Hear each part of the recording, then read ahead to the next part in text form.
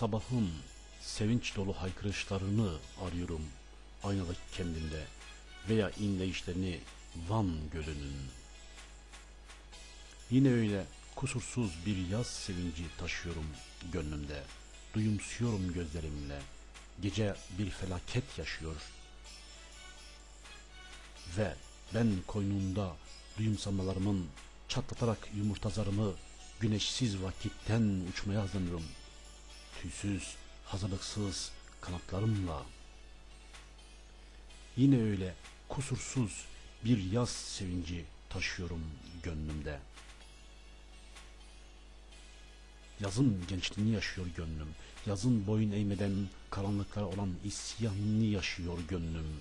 Gönlüm seni yaşıyor. Sen rüyalarımda saklısın. Ben aynada kendimle seyirdeşim. Seninle baş başayız. Bakışmamızda, öpüşmemizde, sevişmemizde yalnızız. Çocukluk hatıralarımdan Zahra teyzeyi anımsıyorum. Nedense çocukluk hatıralarımı aralayarak gelişiyorum koynum zamanım.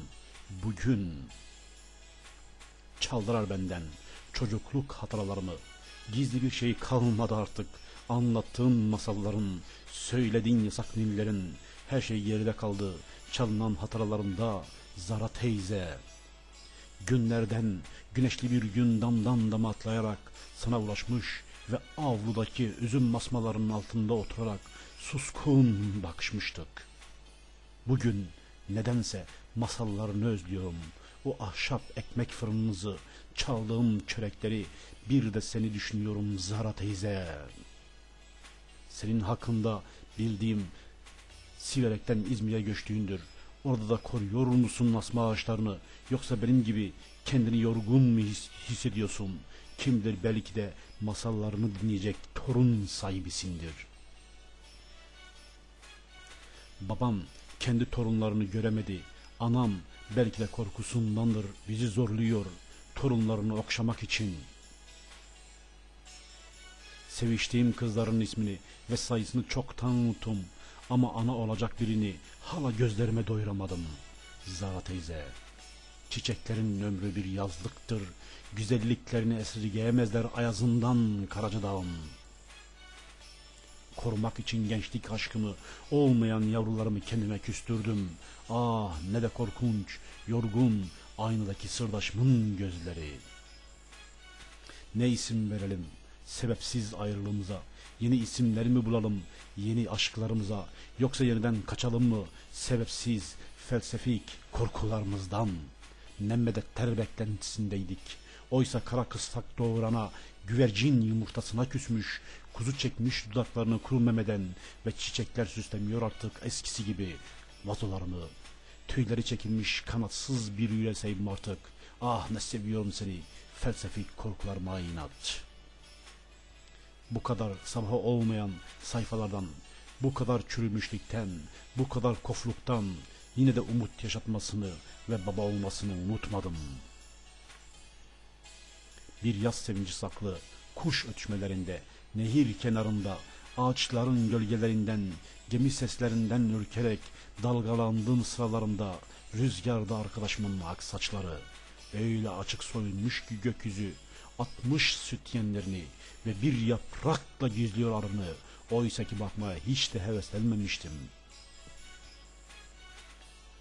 O ar, o utangaçlık beni de sardı ama yine de taşıyorsun rahminde benim utangaçlığımdan bir döl ve nedense ölüme mahkum edilmiş yasak hayali ilişkiler.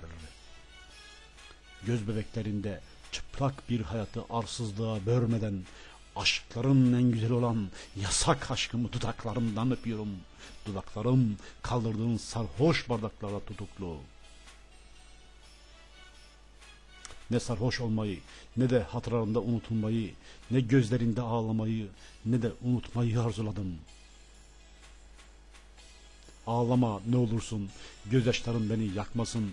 Saniyeden çok az bir göçerlik kaldı ayazına seher vaktinin. Ben bir gencim Allah'ına kadar vatanını seven, vatanı sevgisiz, seheri sahipsiz, kınalı keklikleri vurulan. Bir daha utanmadan söyleyeyim mi? Ah ne seviyorum seni. Vurgun yemiş vatansızlığım.